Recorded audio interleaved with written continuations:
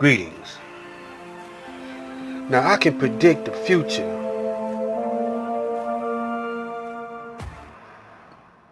as long as I've been here on this planet 7 decades, watching my people, watching the Caucasian, knowing my history, knowing who I am, knowing my enemy, knowing how they psych on our people, how they trick our people. Our people let them do it. They know they being tricked, but they feel like, well, we're gonna love them, and our love them is gonna overturn them because y'all think that they hate you just solely because the color of your skin. Y'all think that they just racist or white supremacists, but it's more to it than that. It's more to it. It's a scientific reason why they don't like you.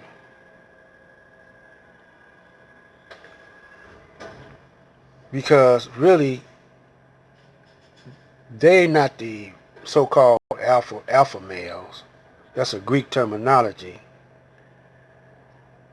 that they gave themselves. See, all these terminologies, they naming themselves and naming other people with them and make you think that it's proper that they can do that. And half of the planet is speaking English and half of the planet is using the U.S. currency, and gradually they waking up to it though. They waking up to them being colonized by the banks, and except the poor black man over here in America, especially those who are descendants of slaves. The Indian already know, but his numbers, he's been weakened. He was the first to be weakened and conquered totally. See, because we still had Mother Africa. But Africa, you know, they weren't paying no attention to the slaves over here until they started moving in on Africa, and the South African white man invented apartheid, you know, and then they gradually waking up. Chinese, you know, they don't want to say they black. Puerto Ricans don't want to say they black. You know, black people don't want to say they black.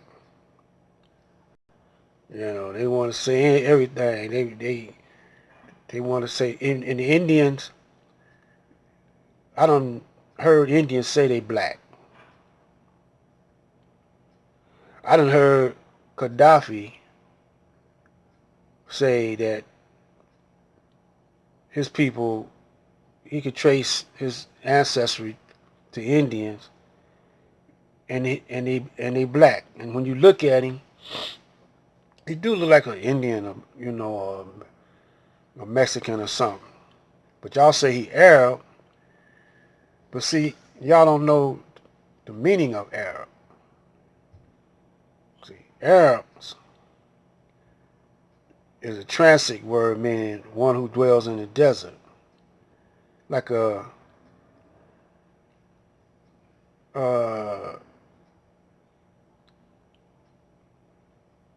what you call them, gypsy, or they just wander. That's their culture. They a nomad or something like that. They just they don't stay in one place for very long. And you had Indians over here. Some of them stay on the land, and some of them were nomads, or they went from place to place wherever the buffalo went or wherever they went. But they called them something different, you know. Each country got their own language, and then in each time period they develop a language, and so that's how they divide and conquer you. You know, just like one time the whole planet was called Asia, then they made the continent of Africa,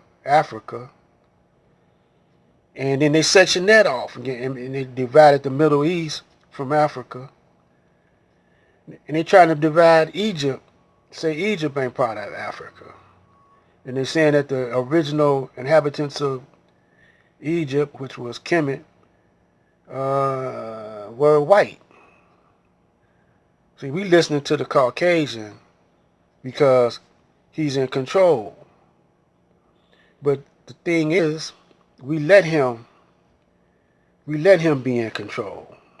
Now, I mean, before we couldn't help it, but now we see what he's doing to us and how he's doing it, and we fall right into his technology. Now, our women, I got to blame most of them for that.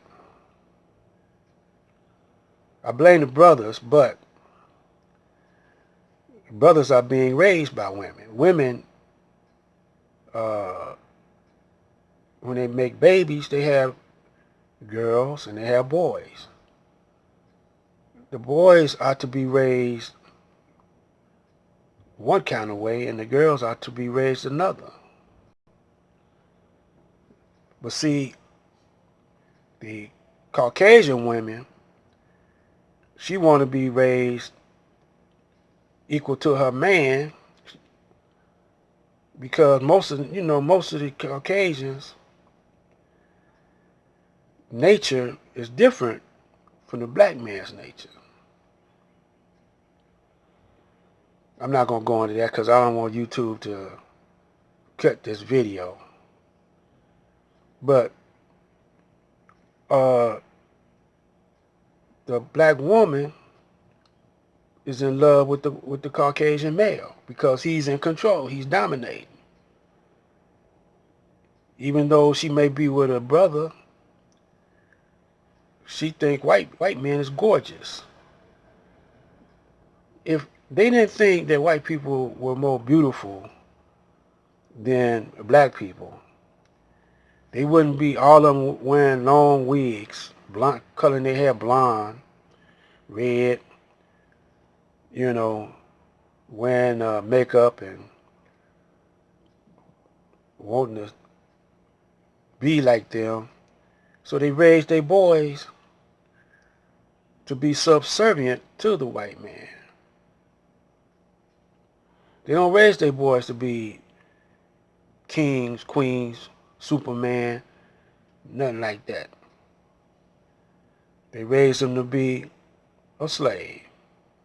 And if you follow the white man's directions, go to school, play sports, graduate, and follow and help the white man build up his arsenals, help the white man make you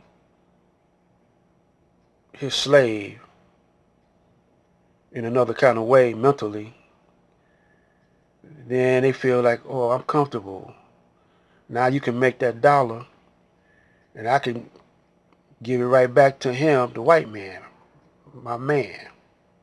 That's why I'm going to play, we're going to have lessons in Django, and I'm going to show you how our women was conditioned to be like they are now.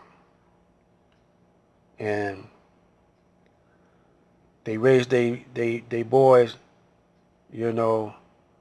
not to buck the system,